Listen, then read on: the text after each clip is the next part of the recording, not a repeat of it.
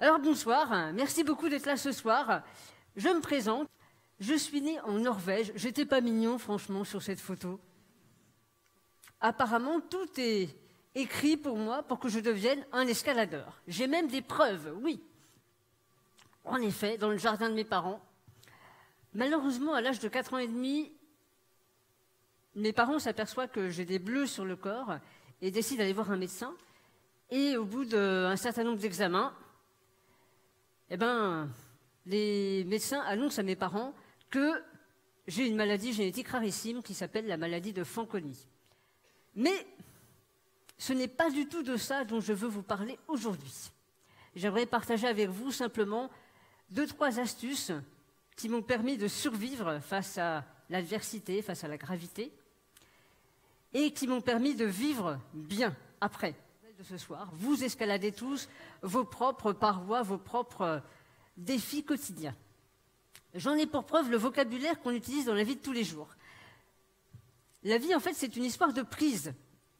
La première prise, d'ailleurs, que tout le monde connaît, c'est la fameuse prise de... Ah, dommage, la fameuse prise de chou. Le plus important, il me semble, entre tenir prise et lâcher prise, c'est de réussir son entreprise. Merci beaucoup. Ça, c'est fait. Voilà. Mesdames et messieurs, la seule raison pour laquelle je vous ai fait faire ce petit exercice, c'est simplement pour vous dire que lorsqu'on est un grimpeur ou une grimpeuse, la première décision à prendre, c'est choisir quelle voie on va grimper. Parce que si vous ne le faites pas, d'autres personnes le feront à votre place. Donc en fait, vous avez tous du positif et du négatif dans votre vie. Et en fin de compte, vous avez tout ce qu'il faut pour entreprendre ce que vous voulez. Vous avez tout ce qu'il faut pour grimper vos propres parois. Et que faire confiance en la personne qui tient la corde de vie, ce n'est pas une option, c'est une nécessité. Mesdames et messieurs, un des messages très importants que je veux vous faire passer ce soir, c'est celui-là. Accrochez-vous à l'essentiel. On ne peut s'accrocher qu'à juste 2 ou 3 choses. Il y a certaines journées, l'essentiel, ce qui nous fait tenir, c'est d'aller boire une bière avec des potes le soir, quoi. Ou autre chose. Moi, c'est le sirop de cassis. Mais bon. Pour vous faire bouger un petit peu, d'ailleurs, je vais vous laisser exactement 30 secondes pour partager avec la personne qui est à côté de vous qu'est-ce qui est essentiel en ce moment pour vous dans votre vie perso et professionnelle. Vous avez 30 secondes. Et c'est confortable, c'est génial. Voilà, vous êtes accrochés. Et d'ailleurs, lâchez rien, hein. Ça, je l'entends souvent, hein, chez les coachs, surtout, ne jamais rien lâcher. Bah, allez-y, lâchez rien, même. Voilà. Lâchez le superflu. Parce que quand on est un grimpeur, et à un moment donné, on est obligé de lâcher la prise qu'on a pour peut-être aller en chercher une autre. C'est obligatoire. Sinon, on stagne. Et sinon, les muscles finissent par tétaniser et on tombe. Et oui, il va falloir repartager avec la personne à côté de vous.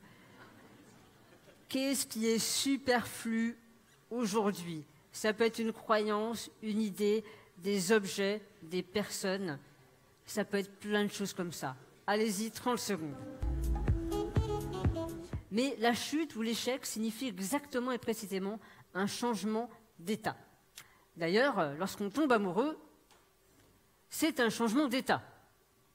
On n'est pas exactement la même personne. Lorsqu'on est un grimpeur ou une grimpeuse, le fait de tomber, ça fait partie du quotidien. Ça fait partie du quotidien et c'est la condition absolue pour pouvoir progresser, pour pouvoir avancer. Si en tant que grimpeur, si en tant qu'entrepreneur, si en tant que dirigeant, vous réussissez tout et que vous ne tombez jamais, qu'il n'y a aucun échec, c'est très mauvais signe. Ça veut dire que probablement ce que vous grimpez, ce que vous escaladez, ce que vous faites, c'est un peu trop facile pour vous. Et je crois que cette photo, elle résume en fait très bien toutes ces compétences-là. Lorsqu'on est enfant, on a une forme de force vitale qui est accrochée aux tripes. Mais s'il y a bien une chose que j'ai appris dans mon parcours, c'est que le plus important finalement, c'est jamais ce qui m'arrive. Le plus important, pour moi, c'est pas d'avoir eu des cancers, une maladie, tout un tas de problèmes de santé. Le plus important, c'est ce que j'en ai fait.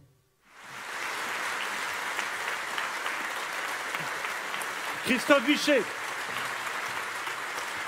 Bravo Christophe. Restez, sacrée présentation. Venez avec moi, venez avec moi. Venez avec moi. Je ne vous propose pas d'escalader quoi que ce soit. Faites un pas et écoutez la salle.